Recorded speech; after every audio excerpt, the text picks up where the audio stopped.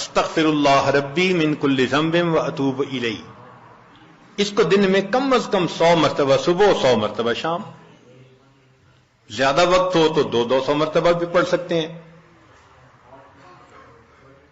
مگر جب پڑھ رہے ہوں تو ذرا اپنے گناہوں پر ندامت بھی دل میں محسوس کریں۔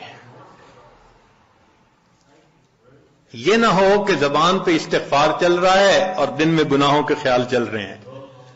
رابعہ بصریہ رحمت اللہ علیہ فرماتی تھیں استغفارنا یحتاج الی استغفار، کہ ہم ایسا استغفار کرتے ہیں کہ اس کے اوپر ہمیں استغفار کرنے کی ضرورت ہے۔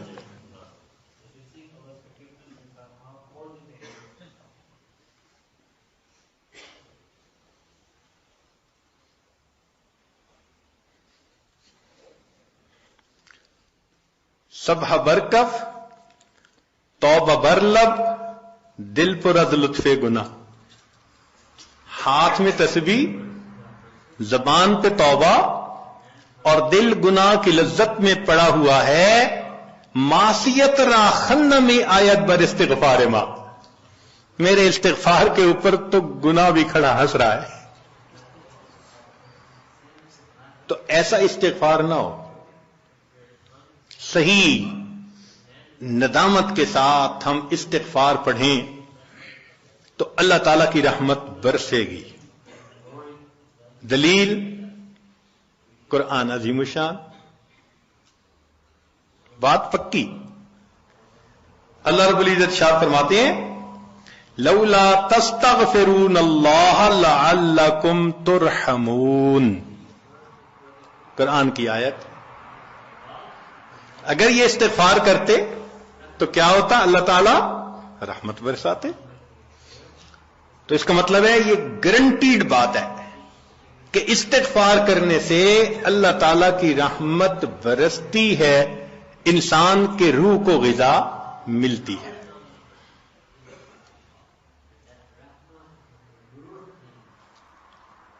پھر تیسری چیز جس سے کہ اللہ تعالیٰ کی طرف سے رحمت اترتی ہے، درود شریف کا پڑھنا۔ حدیث مبارکہ میں آتا ہے جو شخص ایک دفعہ درود شریف پڑھتا ہے اللہ تعالیٰ 10 رحمتیں اتارتے ہیں۔ تو 10 رحمتوں کا اترنا اس بات کی دلیل کہ روح کو غذا ملتی ہے، نور اترتا ہے انسان کے اوپر۔ ہمارے مشائخ نے فرمایا کہ 100 مرتبہ صبح اور 100 مرتبہ شام، کم از کم اتنا تو درود شریف ضروری پڑھ لیں۔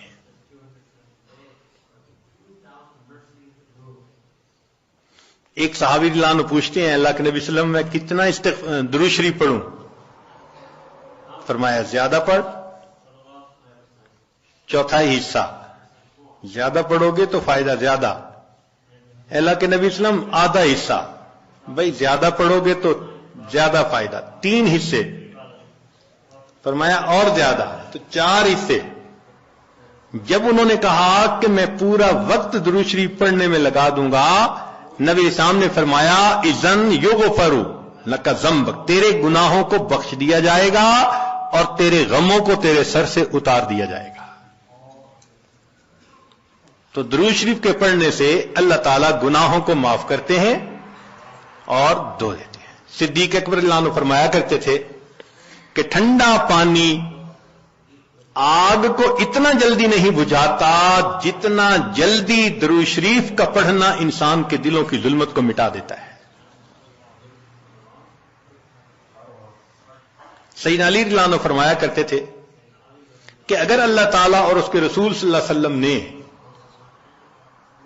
تسبیح، تکبیر، تحمید، تحلیل ان کے فضائل نہ بتائے ہوتے تو میں اپنا پورا وقت درود شریف کے پڑھنے میں گزار دیتا۔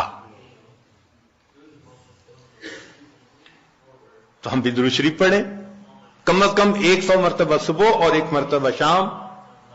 اس سے کیا ہوگا کہ دل کو غذا پہنچ جائے گی۔ چوتھی چیز اللہ کا ذکر کرنا، ذکر لسانی یا ذکر قلبی، جیسا بھی معمول ہو، ذکر کے کرنے سے اللہ تعالی کی رحمت اترتی ہے۔ اور حدیث پاک سے دلیل نزلت علیہم السکینہ، ان کو رحمت ڈھانپ لیتی ہے، ملائکہ آ جاتے ہیں ان کے اوپر، جہاں لوگ مل بیٹھتے ہیں مختلف جگہوں سے آئے ہوئے اللہ کو یاد کرنے کے لیے۔ تو ذکر کرنے سے سکینہ کا نازل ہونا بھی اس بات کی دلیل کہ انسان کے دل کو غذا ملتی ہے۔ ذکر سے ذات کی محبت بھی پیدا ہوتی ہے۔ جتنا جس چیز کا تذکرہ زیادہ کریں اتنا اس سے محبت ہوتی ہے۔ تو کثرت ذکر کا حکم اس لیے کہ اس سے اللہ رب العزت کی محبت انسان کے دل میں پڑتی ہے۔ یہ نغمہ فصل گل و لالا کا نہیں پابند، بہار ہو کہ خزاں لا الہ الا اللہ۔ ہمیشہ ذکر کرنا ہے، ہر وقت کرنا ہے۔ موسموں کے بدلنے کا اس پہ اثر نہیں ہوتا، اس لیے ہمارے اکابر صبح شام کا کچھ وقت تھا جس میں تنہائی میں بیٹھ کے اللہ کا ذکر کثرت کے ساتھ کیا کرتے تھے۔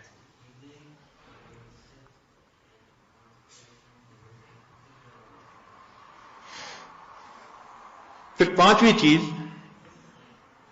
جس سے کہ انسان کے اوپر رحمت اترتی ہے وہ ہے اتباع سنت۔ جتنا ہر عمل سنت کے مطابق ہوتا جائے گا اتنا اللہ کی رحمت ہم پہ برستی جائے گی۔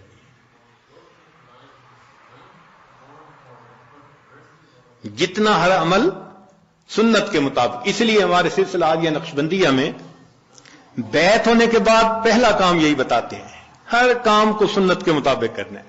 سر کے بالوں سے لے کے پاؤں کے ناخنوں تک اپنے آپ کو سنت کے مطابق ڈھالنا ہے۔ کیوں؟ ایک تو اجر ہے، ایک قرب ہے، اللہ کی محبوبیت ملتی ہے، اور تیسرا یہ چیز انسان کے روح کی غذا بھی ہے۔ دلیل قرآن عظیم الشان میں سے ارشاد فرمایا اطیعوا اللہ والرسول لعلکم ترحمون، اللہ اور اس کے رسول کی اطاعت کرو تو کیا ہوگا؟ تمہارے اوپر رحمت برسے گی۔ تو اتباع سنت سے بھی انسان پر رحمت برستی ہے۔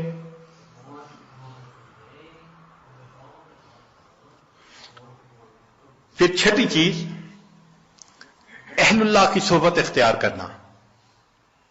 قرآن مجید میں تو حکم دیا گیا یا ایھا الذین آمنوا اتقوا اللہ وکونوا مع الصادقین، یہ کونوا حکم ہے، اور حدیث پاک میں بھی حکم دیا گیا۔ نبی علیہ السلام نے ارشاد فرمایا علیکم بمجالسۃ العلماء واستماع کلام الحکماء فإن اللہ تعالی یحیی القلب المیت بنور الحکمہ کما یحیی الارض المیت بماء المطر، کہ جس طرح بارش کے اترنے سے اللہ مردہ زمین کو زندہ کر دیتے ہیں، اسی طرح اہل اللہ کی حکمت بھری باتوں سے اللہ دلوں کو زندہ فرما دیتے ہیں۔ تو دلوں کو غذا کا ملنا حدیث سے ثابت۔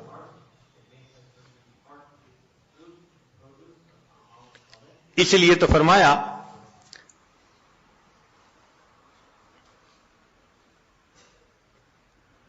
کہ انسان کہیں نہ کہیں اپنا تعلق جوڑے۔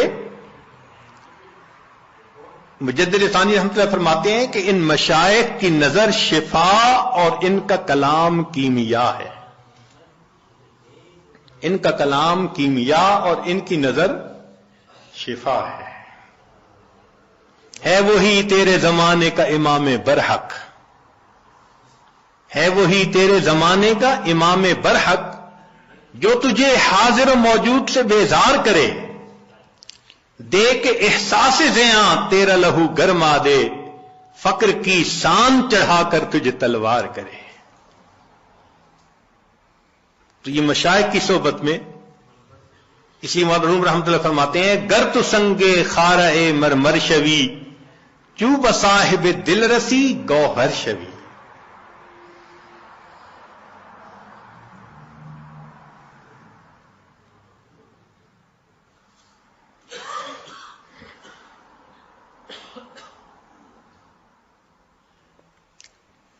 چنانچہ علماء نے لکھا ہے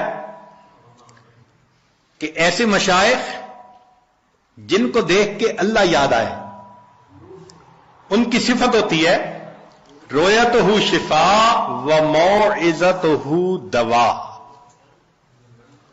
ان کی رویت شفا ہوتی ہے اور ان کی بات انسان کے لیے دوا ہوتی ہے. بلکہ فرمایا ينتفع برؤیتہ قبل روایتہ.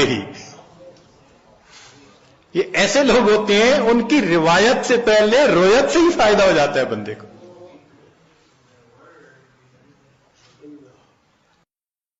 لا الہ الا اللہ لا الہ الا اللہ لا الہ الا اللہ لا الہ الا اللہ لا الہ الا اللہ لا الہ الا اللہ لا الہ الا اللہ